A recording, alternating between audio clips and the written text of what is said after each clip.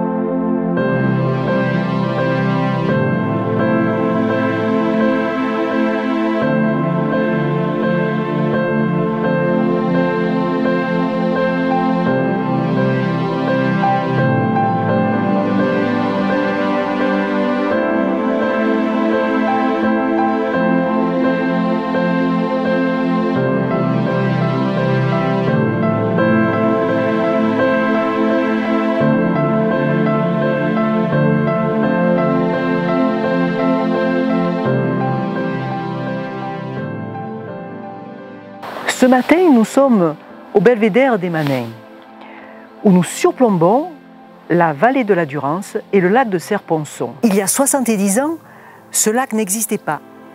Il s'est formé à la suite de la construction du barrage de Serre-Ponçon. Et cela a profondément transformé le paysage, mais aussi la vie de tous les habitants de la région. Serre-Ponçon, c'est la réunion de l'Ubaye et de la Durance. Si nous avons réalisé ce film, c'est avant tout pour vous montrer la beauté du lac de Serre-Ponçon, mais également pour aller à la rencontre des habitants de la région.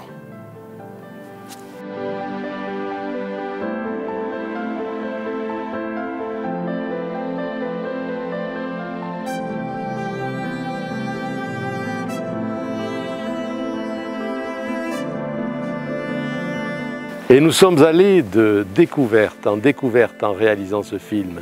Nous avons rencontré des personnes fantastiques, authentiques, passionnantes.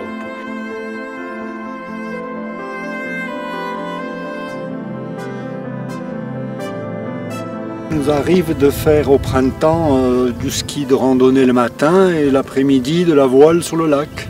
Oui. C'est possible. Il y avait d'ailleurs une épreuve à l'époque en brun, c'était le neige et voile. Il y avait une course de ski le matin à la station des Ors et l'après-midi il y avait une régate en bas. Voilà, c'est possible.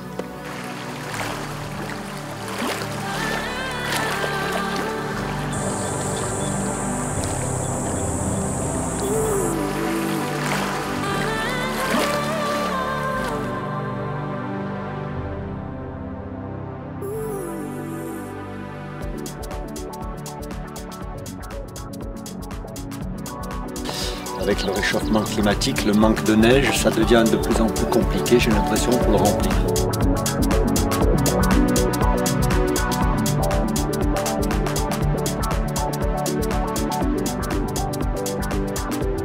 Le lac de Serre-Ponçon, c'est une chance pour le département, c'est une petite mer. Il a été mis en eau en 1962, je crois. Et au départ, c'était pour fabriquer des kilowatts.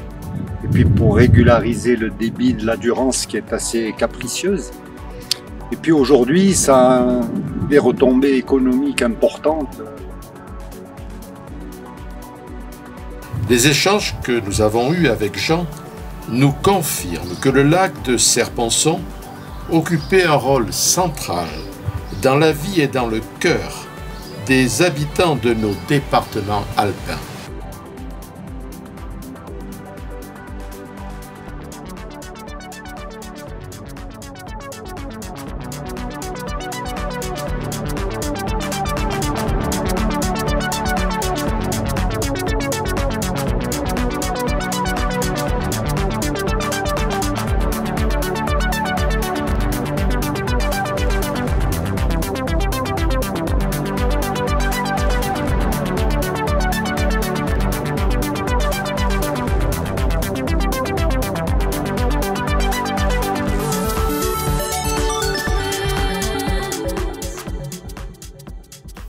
La vallée de la Durance est un axe important de migration d'oiseaux. La retenue de Serre-Ponçon constitue la dernière zone de refuge pour les oiseaux migrateurs avant la barrière des Alpes.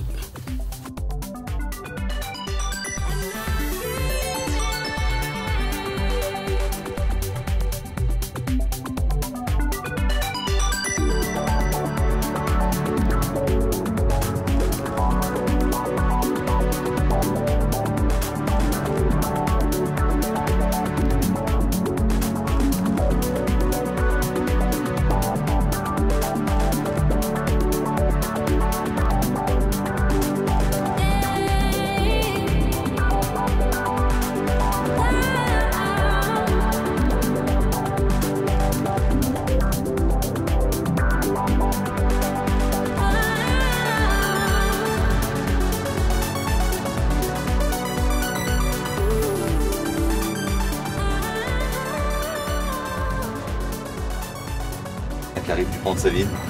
Donc on n'a pas ce côté miroir du lac, mais bon, ça reste quand même sympa.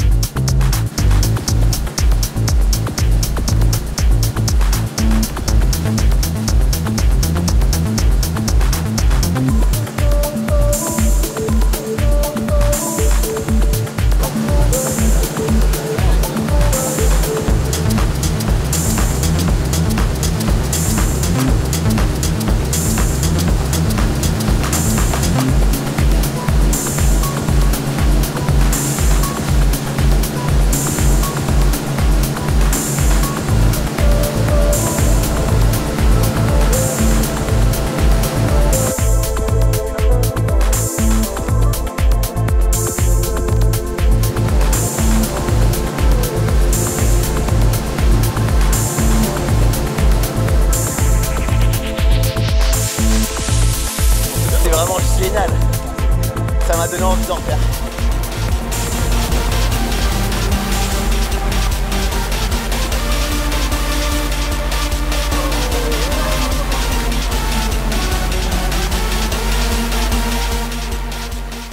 Incroyable. Première fois, ça manque de sel un peu le lac. Non, c'est top, c'était vraiment génial. Que des belles sensations, ça glisse, c'est top. Tu veux recommencer? Ouais.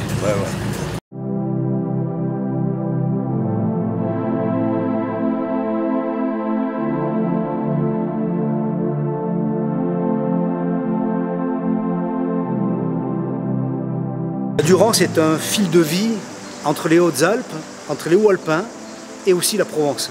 Ce fil de vie, c'est d'abord l'histoire d'hommes et de femmes, des râteliers de la Durance, en passant par celles et ceux qui qui ont domestiqué les rives de la Durance avec celles et ceux qui ont eu l'idée de faire ce barrage à des fins essentiellement de production agricole et de protection de la ressource en eau potable pour la Provence et Marseille. Mais c'est aussi l'histoire de tous les hauts alpins, parce qu'un haut alpin a forcément un lien avec le barrage de Serponçon ou la Durance.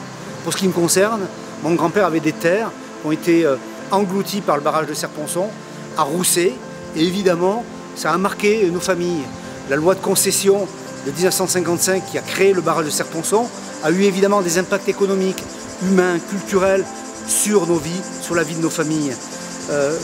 Giono a parlé de la Durance, Pagnol a parlé de la Durance, l'eau vive a été un élément majeur, le film, lors de la construction de barrage Serponçon, qui a permis aussi de mettre un focus, une identité, une vision, une lumière sur les Alpes du Sud.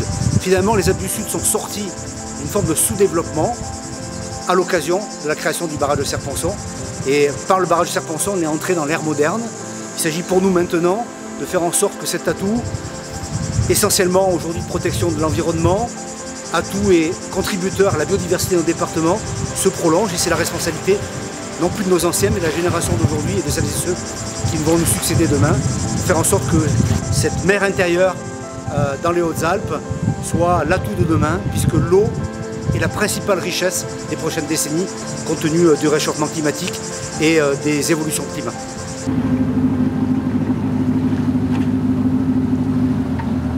Les hirondelles se trouvent juste derrière les tuyaux d'eau que vous avez ici, les tuyaux noirs là-haut. Là, et après il y en a tout le long, on les voit là-bas, tout le long du tablier. Quand on regarde dans l'axe du pont en face de nous.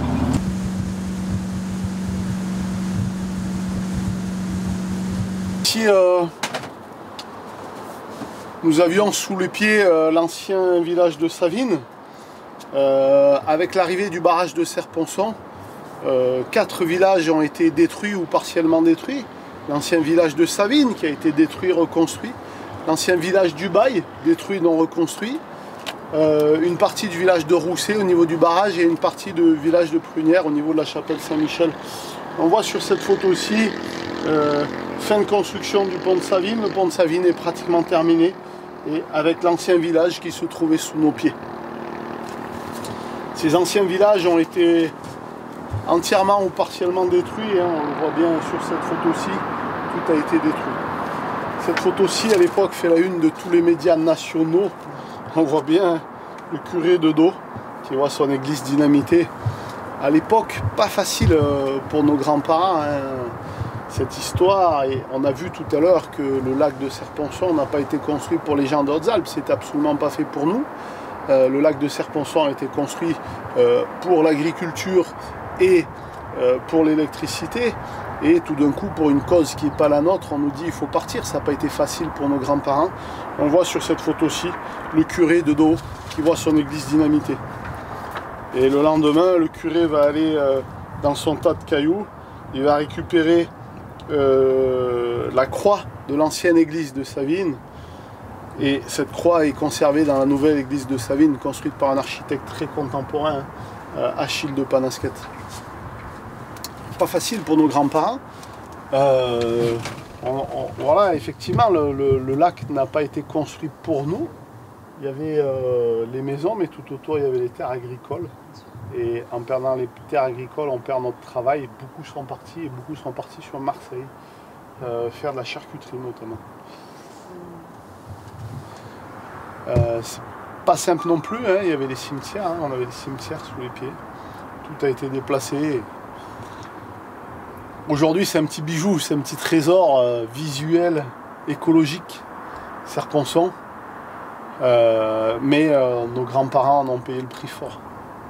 Sur cette partie-là du lac, l'Adré et Lubac, avec Lubac, peu de construction et finalement peu de culture, bien que on continue à produire les mélèzes.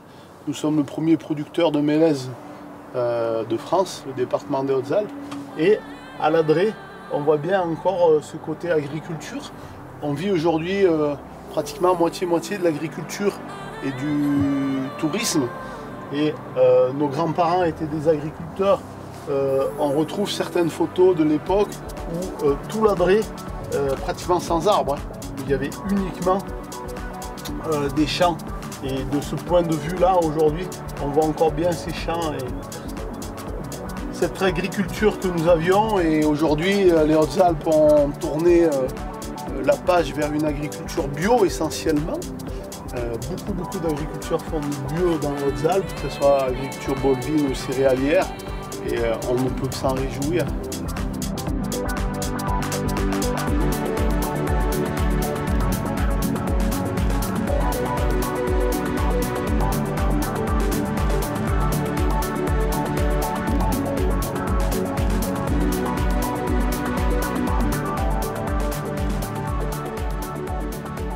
C'est le plus grand barrage d'Europe en terre. C'est un barrage en terre, hein, c'est pas un barrage en béton. Je crois que c'est toujours le plus grand d'Europe. Et c'est vrai qu'avec le parc des Écrins, ça fait quand même 2 atouts importants pour le département.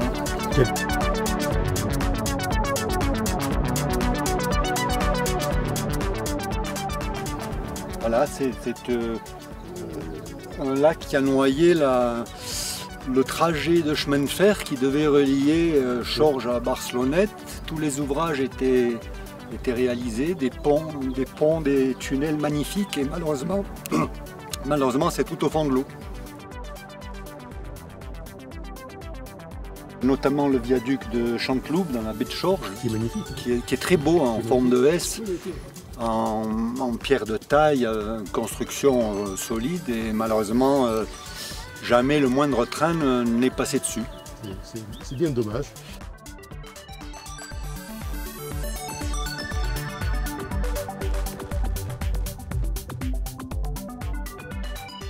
Aujourd'hui, le train, on se rend compte que c'est un moyen de transport qui a beaucoup d'avantages. Et ici, notamment dans le 05, on n'est pas très bien loti au niveau du ferroviaire.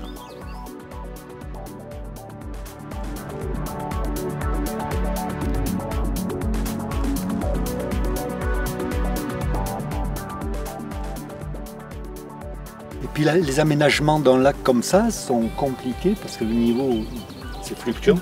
C'est pas comme le lac d'Annecy où là, il y a quand même 30 mètres d'écart entre les... 30 mètres. Ah oui, entre les maxi. Oui. Donc vous avez toute la partie amont en hiver qui est sèche. Et oui. Et voilà, c'est compliqué à aménager. Oui.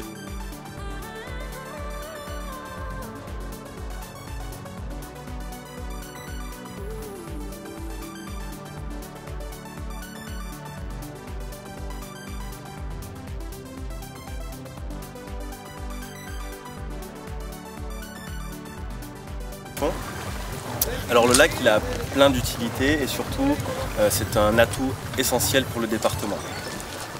Pourquoi? Parce que c'est une énorme réserve d'eau, même si ça a été compliqué de mettre en place le barrage, dont la construction a duré quelques années et le remplissage aussi. Maintenant c'est un vrai atout pour le tourisme, de mon point de vue, et aussi pour les gestions des sécheresses, pour les populations qui habitent en aval du barrage. Du coup, le lac, c'est aussi par EDF, c'est appelé le bassin versant. Le bassin versant, c'est à peu près 200 millions de mètres cubes d'eau, qui doivent être déversés tout au long de l'été aux populations en aval. La région marseillaise, la région toulonnaise et tout ce qui se trouve entre cette région et notre département. Du coup, ça alimente en eau 3 millions de foyers à peu près.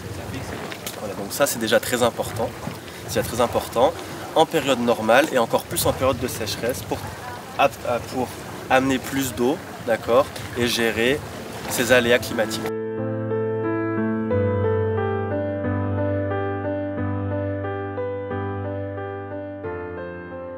Donc nous, au niveau de Chanteloup, on fait de la voile. Moi, je suis moniteur de voile. On accueille des publics divers et variés. Il y a des centres sociaux, il y a des municipalités, il y a des publics handicapés, en situation de handicap, dans lesquels on leur fait découvrir une autre activité que ce qu'ils connaissent, la voile, à travers du catamaran, à travers des fois du kayak, à travers parfois de l'habitable. On les sort de ce qu'ils connaissent et on les amène avec nous en voile. Et c'est là où on voit se développer de nouvelles compétences, d'accord. On voit les langues se délier, les sourires s'ouvrir, les bouches s'ouvrir, les sourires arriver, et ça nous fait extrêmement plaisir.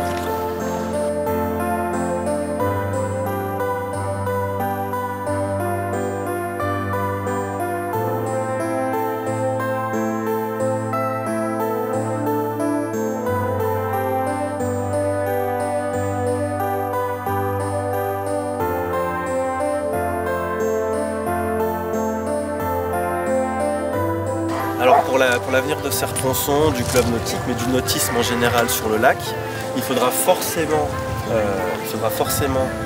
que chacun prenne conscience de la chance qu'il a d'habiter dans une région avec ce potentiel. On confirme.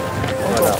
Avec ce potentiel, ce lac, donc il va falloir gérer correctement l'approvisionnement en eau, les besoins en eau, l'utilisation de cette eau, pour que tous les secteurs en bénéficient. Le tourisme en bénéficie, l'eau potable à Marseille et dans les alentours marseillais, toulonnais aussi, que les professionnels du lac puissent s'en servir encore, d'accord. Donc qu'on reste à une cote maximum de hauteur d'eau pour pouvoir travailler normalement, et si ce n'est pas le cas, dû aux sécheresses, qu'on commence à aménager plus bas. Tout est possible en tout cas, à nous de faire les bons choix, et si aménagement il doit y avoir, aménagement il faudra faire.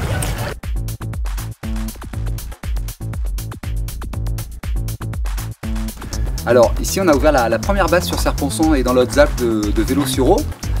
C'est une activité qui n'existait pas et je me suis dit que c'est quelque chose à proposer aussi bien aux estivants, aux touristes qu'aux locaux. On a deux produits, le vélo paddle, donc un vélo qui est installé sur un paddle. C'est un produit qui vient d'Espagne, inventé par des Espagnols. Et ça permet à l'ensemble des participants de monter sur les vélos, de se promener et de découvrir les criques de Serre-Ponçon. Et si on est basé ici à la baie de Chanteloup, sur la commune de Chorges, c'est parce que selon moi, il y a vraiment un potentiel, les criques sont exceptionnelles. Et il y a des criques très minérales, d'autres avec les arbres qui poussent au milieu de l'eau, l'île de la Tortue, le barrage, l'île Saint-Michel, enfin on est au cœur d'un site exceptionnel.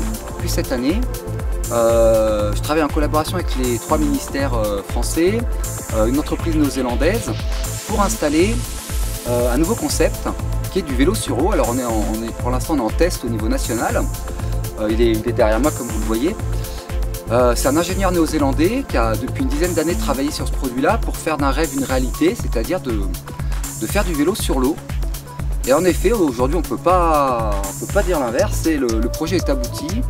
Et l'ensemble des clients là, qui sont passés, des personnes cet été, ont pu découvrir en 15-20 minutes, le temps d'adopter la bête, le plaisir de faire du vélo sur l'eau avec la sensation de voler.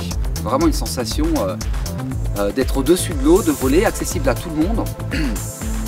Et avec une vitesse, on commence à 10-12 km/h et je viens d'apprendre il y a 3 jours qu'on pouvait à 15-20 km/h et des clients sont même allés à 25 km/h sur l'eau.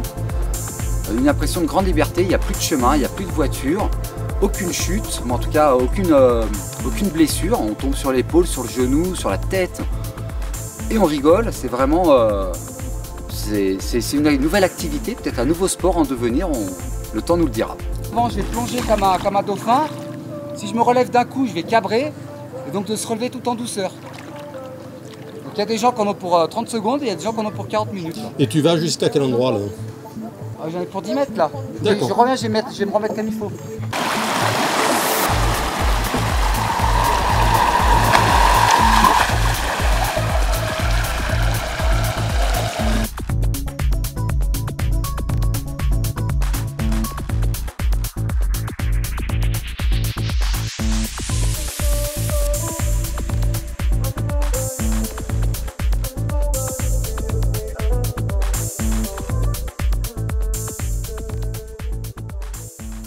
Avec la partie Basses-Alpes qui est la vallée de l'Ubaye derrière moi, qui part vers Barcelonnette, et la partie Hautes-Alpes qui va vers Embrun.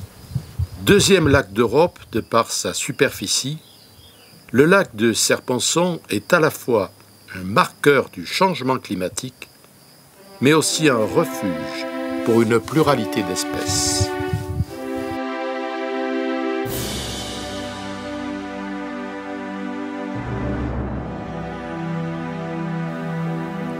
En plus de la production d'électricité, le lac de Serponçon joue un rôle capital dans le partage de l'eau en Provence.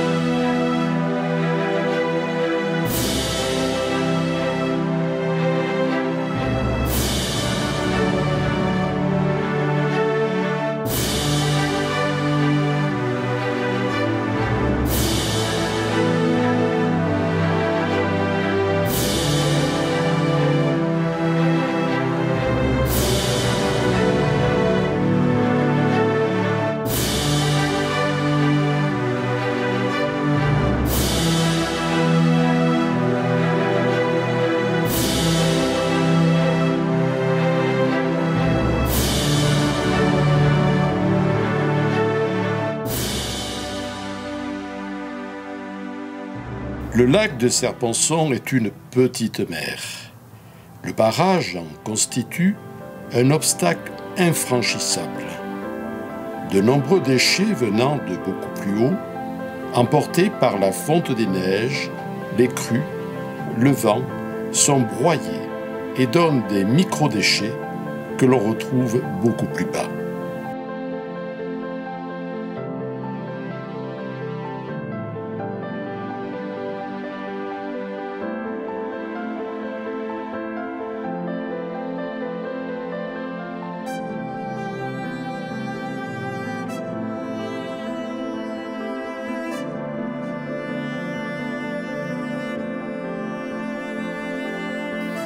L'utilisation de l'eau pour des besoins hydroélectriques, d'irrigation, d'eau potable, provoque une variation annuelle du niveau d'eau appelé marnage, déconnectant les rives de la zone littorale et appauvrissant la biodiversité des habitats. Les zones littorales sont alors dépourvues de végétation et donc perte d'habitat, de reproduction pour les poissons, la destruction des pontes, la perte de zones de refuge et de nurseries, d'où l'intérêt de restituer la fonctionnalité des zones littorales. On peut donc saluer le projet pilote d'îlots flottants végétalisés Uros INRAE avec le soutien de l'Office français de biodiversité et bien évidemment des autorités locales. Le sentier pédestre de la Durance, entre Embrun et Savines-le-Lac, représente tout autant un intérêt pour la préservation de la biodiversité.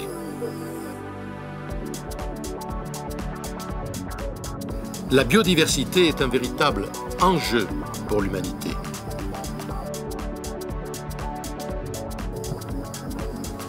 La qualité des eaux de baignade du lac fait l'objet d'un contrôle des autorités sanitaires et de nombreuses plages ont le pavillon bleu.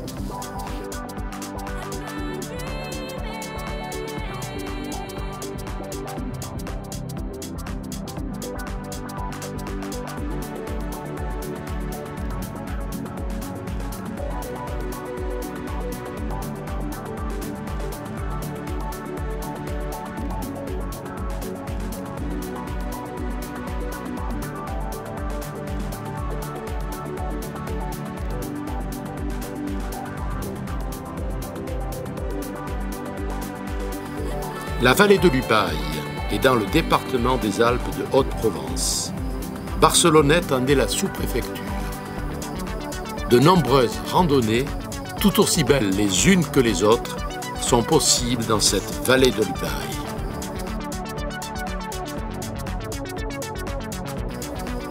Nous allons survoler avec notre drone des endroits magnifiques.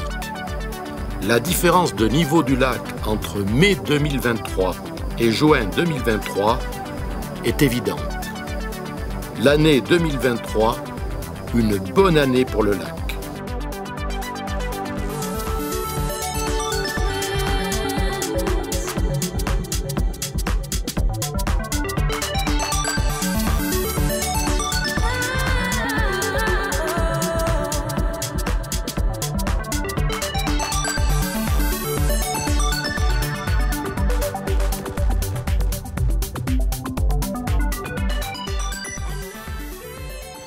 Nous allons maintenant nous diriger vers les sources de l'Ubaye, en remontant la rivière, une des plus belles rivières d'Europe.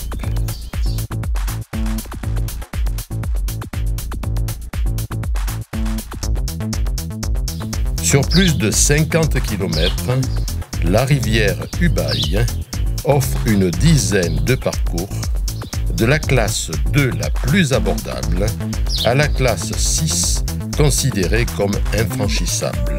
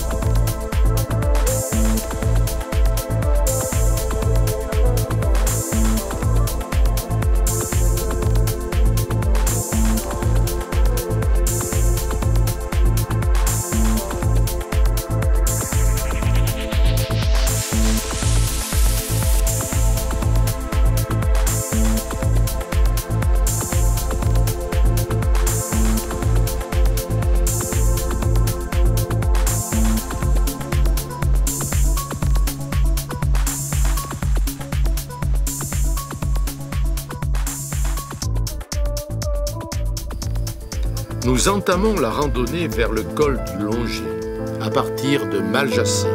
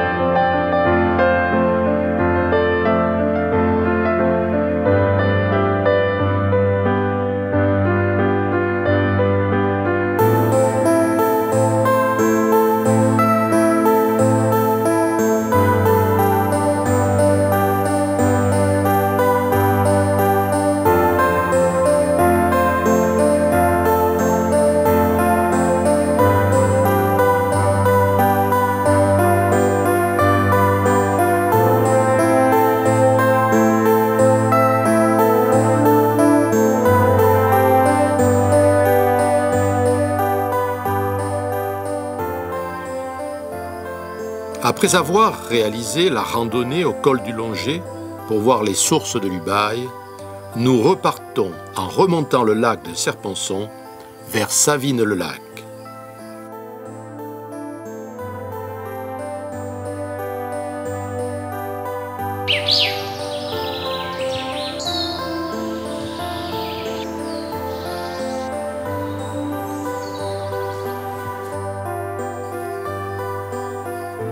Nous passons par le petit village de Pontis avec une vue magnifique du lac de Serponçon.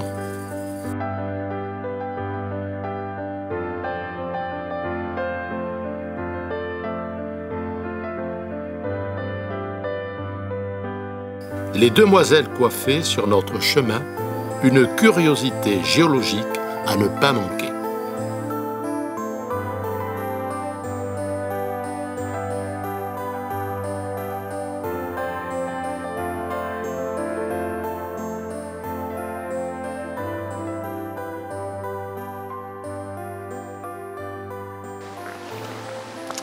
Donc la baie du Foreston, c'est une baie qui se divise de façon tripartite avec d'une part un restaurant, une plage et des logements insolites sur le lac de Serponçon.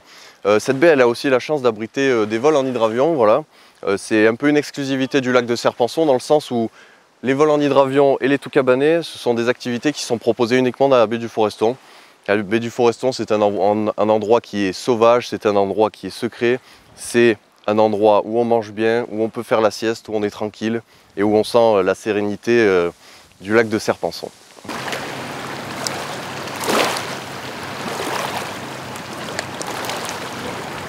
Du jeudi au samedi, nous organisons des concerts. Donc il y a des prestataires, des chanteurs et des chanteuses qui viennent qui viennent donc faire des spectacles au restaurant. Donc ça permet d'apporter un peu du monde et d'apporter un peu de la convivialité lors du repas.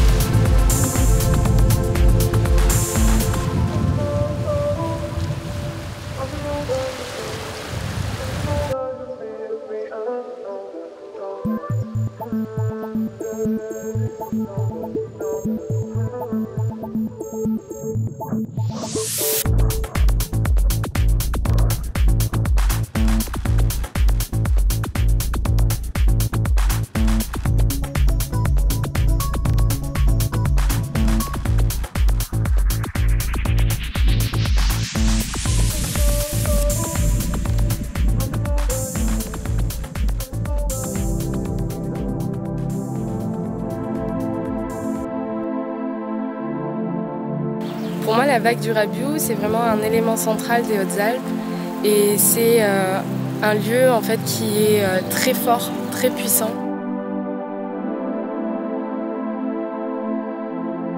C'est vrai que c'est un lieu en fait qui reste naturel, où on retrouve notamment beaucoup d'espèces, beaucoup d'animaux.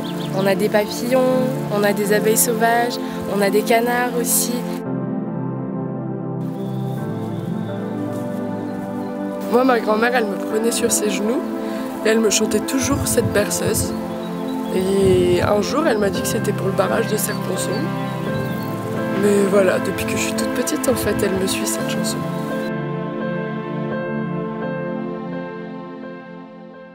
Ma petite est comme l'eau, elle est comme l'eau vive, elle court comme un ruisseau que les enfants poursuivent. Courez, courez, tant que vous le pouvez. Jamais, jamais, vous ne la rattraperez.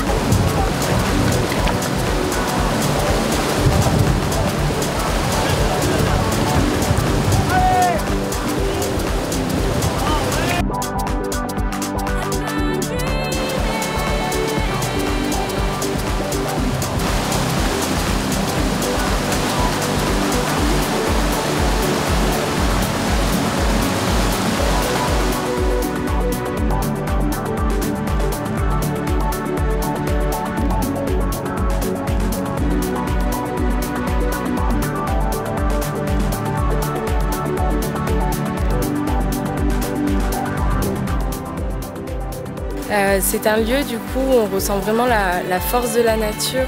C'est un lieu assez incroyable avec un débit d'eau qui est juste exceptionnel.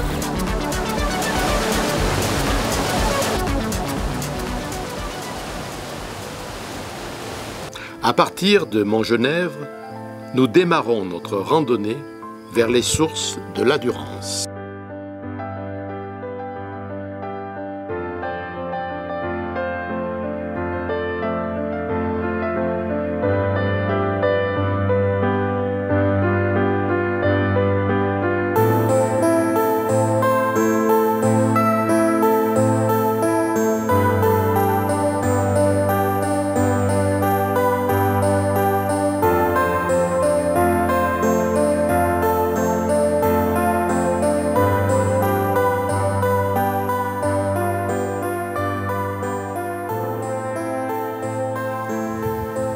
La Durance prend ses sources vers 2390 mètres d'altitude, auprès de Gondran, sur les pistes du Sommet des Anges.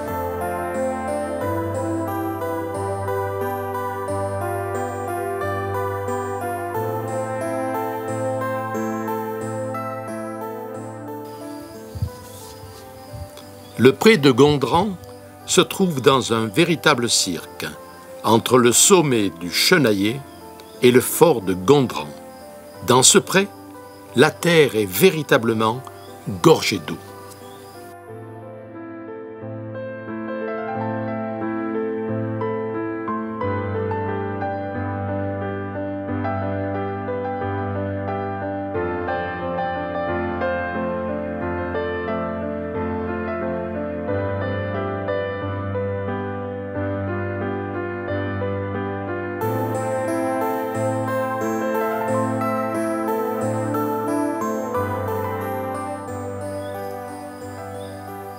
Le fort de Gondran, à 2470 mètres, est un ouvrage d'infanterie remarquable Maginot, construit entre les années 1932 et 1940. Il avait été construit pour protéger la ville de Briançon.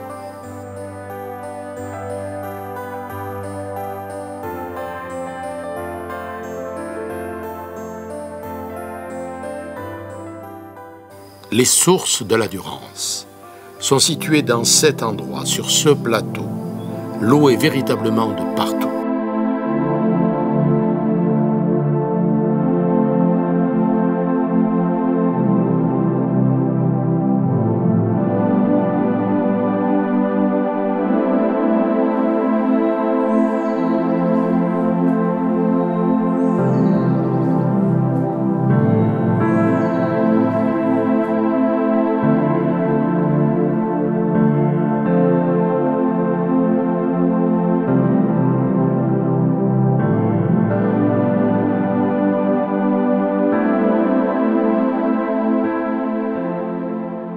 Je salue d'abord la vision de nos anciens qui ont réussi à la fin des années 60 à faire de l'énergie renouvelable sans savoir que c'était de l'énergie renouvelable proprement dit. On parle beaucoup aujourd'hui de transition énergétique, ils étaient en avant. Maintenant, l'atout que nous avons avec le lac de Serponçon, c'est aussi un atout de négociation avec tous les partenaires de la région Sud-Provence-Alpes-Côte d'Azur, tous les acteurs économiques de la basse vallée de la Durance, puisque sans Serponçon, ils n'ont plus l'accès à l'eau, ils n'ont plus l'accès à l'énergie électrique dans de bonnes conditions optimisées. Et nous avons, nous, un devoir aussi de gestion de ce réseau, de cette rivière, pour protéger les biens et personnes plus en aval de la Durance. Tous ces éléments-là constituent, je pense, une force stratégique que les Hauts-Alpins doivent mobiliser pour faire en sorte que l'avantage aujourd'hui de cet aménagement hydroélectrique de la vallée de la Durance se fasse aussi au bénéfice de tous les Hauts-Alpins, qu'ils soient acteurs des bords de Serponçon ou de manière générale habitants dans nos vallées. C'est un atout formidable puisque nous sommes un des atouts majeurs en matière de développement durable, d'énergie renouvelable de toute notre région. On vit quand même dans des départements magnifiques et tous les professionnels que nous avons interviewés au bord du lac sont tous des passionnés. Et je vois, monsieur le sénateur, que vous êtes tout autant passionné que toutes les personnes du département. Et merci beaucoup pour votre intervention. Merci à vous. Vous m'avez dit que vous venez de Belgique. Monsieur, votre prénom c'est... C'est bien ça, Cyril. Cyril. Alors, vous connaissez le lac de Serponçon en venant de Belgique? Oui, exactement, de par mes grands-parents. Ça fait 40 ans qu'ils viennent toujours ici et on ne se lâche jamais du paysage. Chaque année on vient ici, depuis que je suis bébé, je viens ici et j'explore les environs à gauche à droite et je découvre encore chaque année de nouveaux endroits magnifiques, comme ce point de vue ici présent.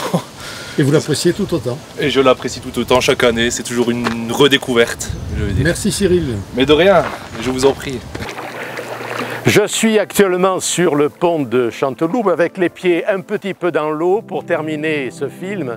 J'espère que vous avez pris autant de plaisir à regarder ce film que ce que nous avons eu, nous, à le réaliser. Nous avons eu la chance de rencontrer des personnes fantastiques, authentiques, pour conclure ce film, ces 3 points. La beauté, la force et la fragilité. La beauté, c'est incontestable.